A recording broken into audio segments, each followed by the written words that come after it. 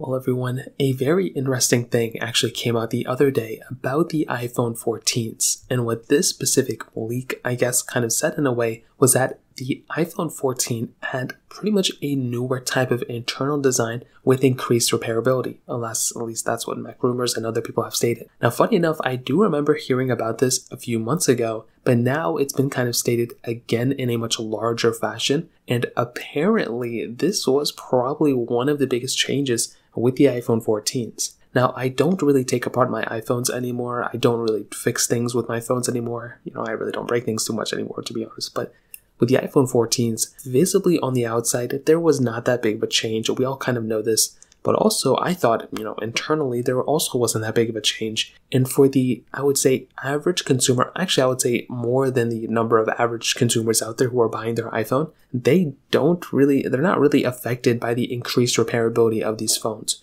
Majority of the time, I don't think a lot of people are going to fix, problems with their devices. But also, even with Apple's service program that they have, where you can go ahead and order parts and fix your iPhone by yourself, even that, I don't think I don't think people are going to go down that direction. I think a majority of people are either going to live with the fact that their iPhone is cracked or whatever, or they're going to go ahead and send it into Apple and have them worry about it. So this is really good because I hope it ends up at least cheapening the prices of some service repair programs in the future. If you wanted to go and fix your iPhone or whatever the case is, there's no reason that these prices should be going up and up like we've been seeing in the last few years. So hopefully something like that ends up happening where it's cheaper to fix your iPhone from Apple, rather than the prices going up, because now it's easier to fix them. So one other thing that some people have mentioned, even in this article, is that apparently internally it was an even bigger change, and probably one of the things Apple should have focused in on when they actually were presenting this iPhone. And I think that's kind of fair, to be honest, but like I said, I don't think the average person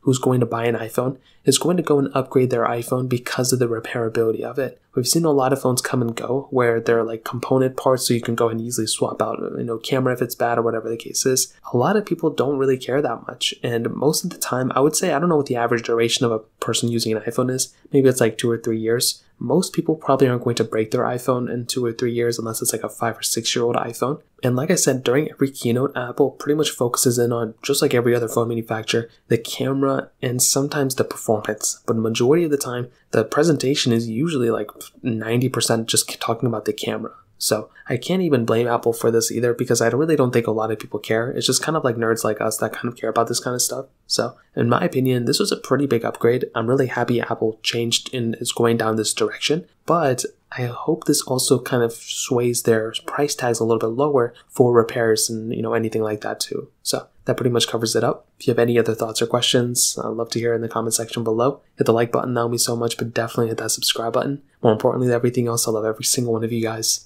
Hopefully I'll catch you guys in the next video. Peace out till then.